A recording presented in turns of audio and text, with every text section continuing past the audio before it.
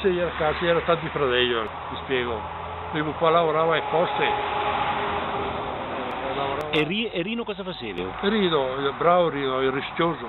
E che aveva la patente del terzo grado da 18 anni. E che durante la guerra io sono da fare mantenere e sono andato a lavorare da BDT i mulini, perché ora i mulini lavorava anche da notte, perché faceva farina, era fame. E io andando a fare il moderno mi portava a casa da mangiare farina che fanno altri, perché da mangiare non c'era farina che anni ha.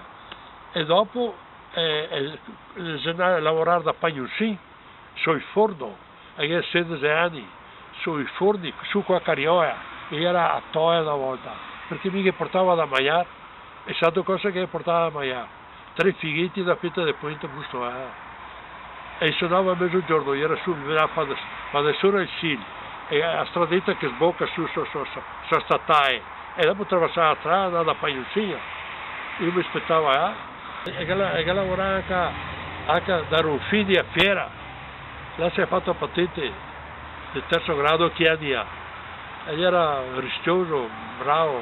E quel giorno, quella mattina, hai detto? E là, per i partiti, e tornai. Il 29 aprile, era di domenica. Di domenica era un botto, mi stava candidando da Adrio Capiteo. Era il SIL, non era bagno che anni andava, il peso il SIL e sentiva tutto.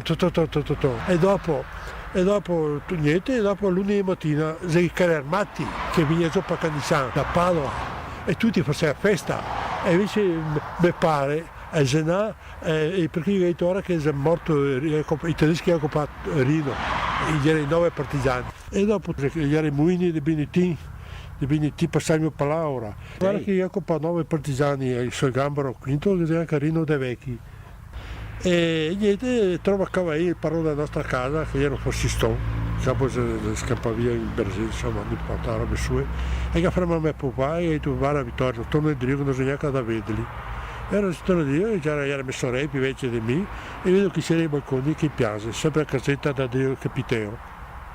E la niente, e dopo lunedì, a domenica accoppa i 9 partigiani, e lunedì mattina, verso le 11:10, veniva avanti, era a Padova, gli americani, inglesi, qui che te vuol dire, qui carri armati, passava, e ora tu sai, come che aveva per cinema, tutti contenti, e davanti siamo stati su, e là siamo su, tu sai.